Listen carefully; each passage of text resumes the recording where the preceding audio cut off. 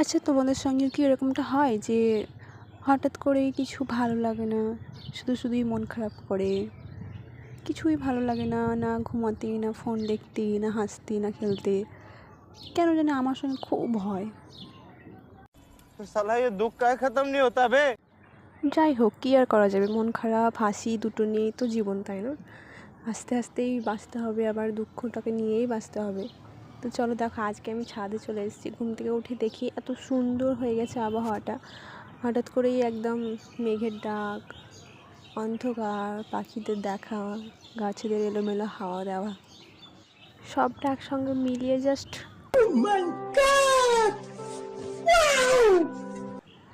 এইরকম দৃশ্য দেখি আর নিজেকে সময় দিতে খুব ভালো লাগে।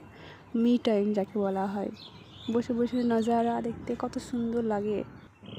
আর দেখতে পাচ্ছ, এই দেখো, এটা হচ্ছে আমার আঙুর গাছ। এই যে এই পাতাটা কিসে খেয়ে নিয়েছে, পোকা হয়তো।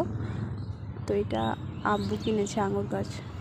আদৌ কি আঙুর ধরবে? আমার তো মনে হয় না যে ধরবে, কিন্তু শখ করে কিনেছে। দেখো কত সুন্দর হয়ে গেছে। বৃষ্টি হয়তো হবে না, কিন্তু মেঘলাটা হয়েছে অনেক। ওটাই দেখি এখন, কত সুন্দর লাগছে, তাই না? আর আমার ড্রাগনের অবস্থা এখন এইরকম, জানি না কেন হয়েছে, পড়ে যাচ্ছে, ঝলসে, নাকি ওই ফুলটা পড়ে যাচ্ছে ফলটা থাকবে, আমি কিছু বুঝতে পারছি না। যাই হোক, এটা দেখছি শুধু যে এরকম হয়েছে। প্রথমে ড্রাগন তো এরকম অবস্থা। আর এই যে পুদিনা পাতা দেখো, গরমের জন্য নষ্ট হয়ে যাচ্ছে, যে গরম পড়ছে। চলো টাটা, ভালো থেকো, সুস্থ থেকো।